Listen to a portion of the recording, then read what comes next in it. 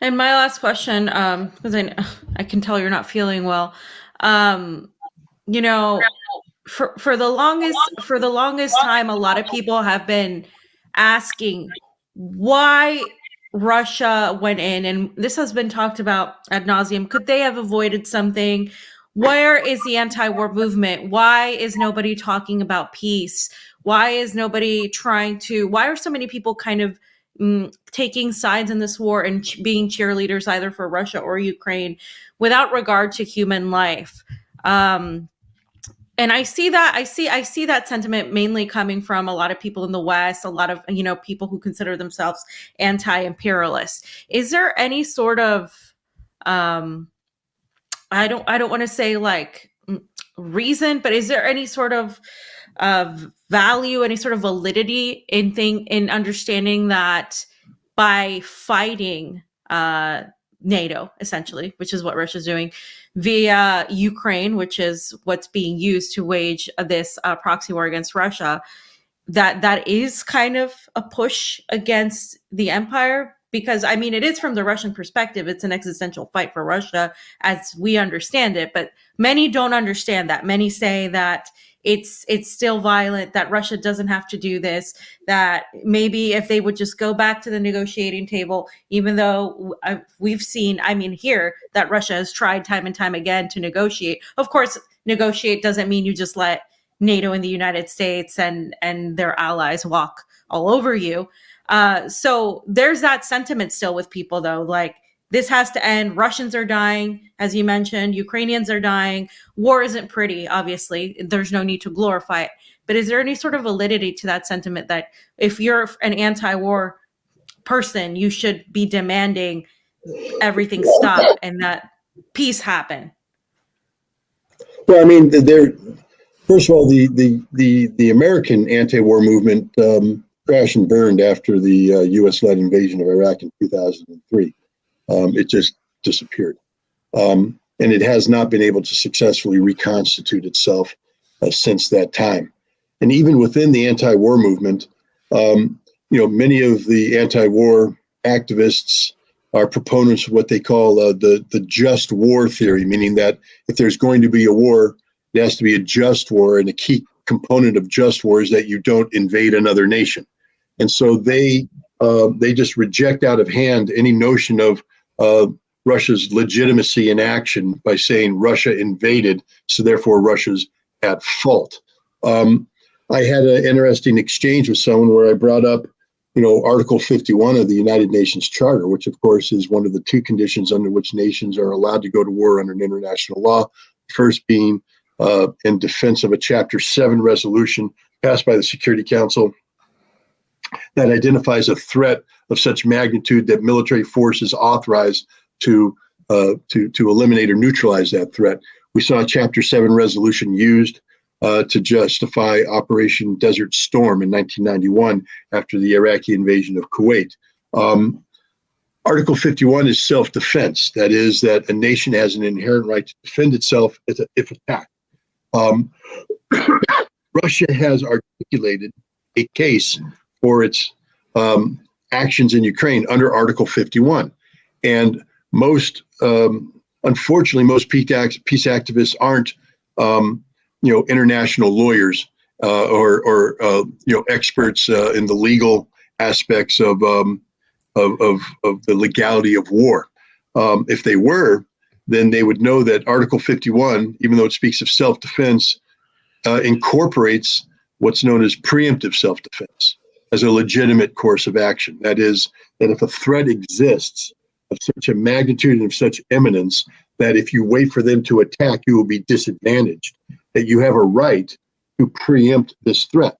Under international law, this is quantified in what they call the Caroline Affair, which was an American ship, I think, in 1848, trying to smuggle Canadian rebels and guns into what was then British Canada. And the ship was intercepted by the British Navy. And the United States said, "You attacked us." And the British made a case saying, no, we acted in self-defense, but we had to preempt this boat from getting ashore. And the American Supreme Court heard the case and found in favor of the British. They call it the Caroline precedent. And the Caroline precedent is cited to this day as a justification for preemptive self-defense. Why do I bring this up? Because NATO, in justifying its actions against Serbia in 1999, brought up Article 51 in preemptive collective self-defense. And they cited the Caroline precedent as justification. Russia has done the same thing with Ukraine. They say that this preemptive collective self-defense. What do you mean by collective? Well, we have Lugansk and Donetsk, who were Ukrainian territory, so Russia had no legal justification to intervene, declaring their independence, and that independence being recognized by Russia. So now they're independent entities that Russia can enter into a collective security agreement with. And now the threat posed by the Ukrainian military is imminent and of such a scale that Russia justifies preemption. And people say, well, that's just cute little legalisms, Ritter. You just painted a nice, ridiculous, stupid thing that certifies why we believe Russia's wrong. But now you have to put that into perspective. Let's back up now. 1990, 1989, the fall of the Berlin Wall, 1990, discussions between Gorbachev, Shevardnadze, Jim Baker, other NATO people about the future of NATO. What happens if Russian troops leave, or Soviet troops leave East Germany? And we now have the cable from James Baker to the State Department saying, we promised the Soviets that we would not expand NATO 1 inch eastward, would not do that. And yet, from the very beginning, NATO did expand. So NATO is expanding for what purpose? The purpose is to destabilize Russia, simply put, to destabilize Russia. So NATO expansion is, by intent, designed to destabilize Russia. In 2008, April, William Burns, who at that time was the U.S. ambassador to Russia, currently the CIA director, wrote a memorandum about NATO incorporating Ukraine called Niet means Niet, and basically said the Russians have made it clear that if we invite Ukraine to join NATO, this will lead to an escalation of tensions that will result in a Russian military intervention that will cost Ukraine the Donbass and Crimea. Why is this important? Because it was clear at the highest levels of American government that to invite Ukraine into NATO would lead to a conflict in Ukraine, cause effect. And yet in November of 2008, we invited Ukraine to come in, which means the United States always intended this to end in a conflict because we knew what would happen. We did it anyways. We knew it was going to end in a conflict. Now we go to 2014, the coup in Maidan, where the United States, remember Victoria Nuland's intercepted phone call? My boy Yatsenko handpicking a government, even though the constitutionally elected government of Viktor Yanukovych is still in power. It meant we want to overthrow him, replace him with a handpicked government to do what? To bring Ukraine into NATO. So we picked this fight. Now, it didn't go well because in September 2014, September 2014, the Ukrainian army is trapped in the Donbass. The rebels rose up. They received assistance from Russia, and they surrounded the Ukrainian army in the center of Donetsk. And the Ukrainian army, 10,000 at that time, was on the verge of being destroyed. That's when the Ukrainian president called Angela Merkel and begged, please help us, please help us. And so through the vehicle of the Normandy format, Merkel and Hollande, the French president, met with Putin and negotiated a ceasefire. A ceasefire. Now, this is at a time when Russia is ready to crush the Ukrainians. It was going to end. It was all going to be over. The Donbass would be liberated, the Ukrainian military destroyed. And Putin said, no, I choose peace. Putin said, no, I choose peace. And he chose the Minsk Accords. And Russia had been struggling ever since then to get the French and the Germans to put pressure on the Ukrainians to accept the Minsk Accords. What we know now is that from Poroshenko's mouth, Hollande's mouth, Merkel's mouth, they all say the same thing. The Minsk Accords were a sham, a lie. They were put in place not to achieve peace or a ceasefire, but to buy time for what? For NATO to train a Ukrainian army capable of liberating not only the Donbass, but Crimea, the military option. And it isn't just words there. In 2015, the United States built a military facility in Western Ukraine where every 55 days we trained a Ukrainian battalion to NATO standards. For what purpose? To go east and fight Russians in there.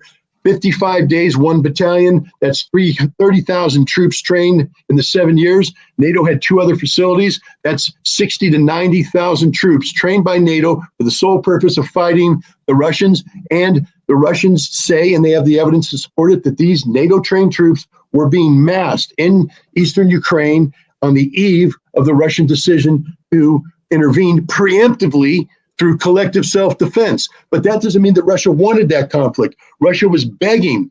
Remember in June of 2021 in Geneva, Putin met with Biden, and Putin begged Biden, please make Minsk work. If Minsk happens, all of this goes away. All of this goes away. There will be no war.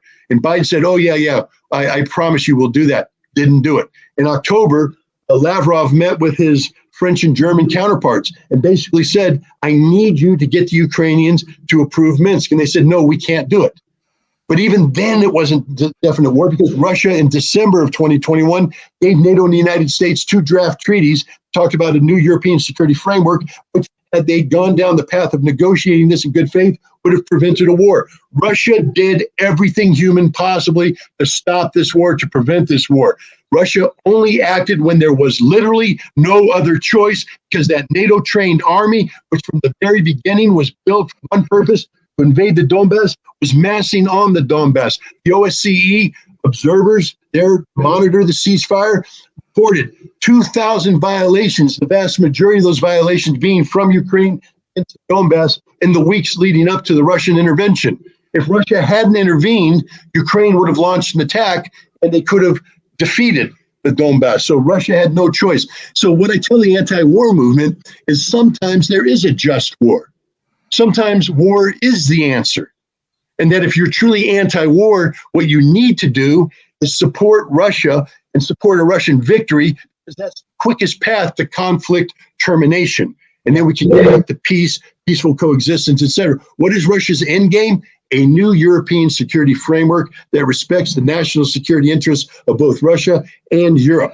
What is the West's end game? The defeat of Russia, to weaken Russia to the point that Vladimir Putin's regime collapses, is replaced by a Boris Yeltsin-like clone, which will allow the United States, NATO, and Europe to disenfranchise the Russian people politically, gut them economically, and destroy them geopolitically. Yep. I think the answer to that question was no. I don't think it could have been avoided. I think they tried to. I think Putin tried this. Like you were talking about the Minsk Accords, begging, Biden. And I believe, and I read this, and Fam, you might have a little bit more insight to it now, is that there were a lot of people within Russia that were really pissed at Putin for not intervening, for dragging his feet. Even when, what's his name, Yanukovych was fleeing, he was telling Putin, hey, man, you're going to have to get involved over here because these people in the Donbass, they're going to get slaughtered if you don't. So I think he did everything possible to avoid war, but he couldn't. It just came to a point where it's like, all right, you effed around. Now it's time to find out. We have to make a move.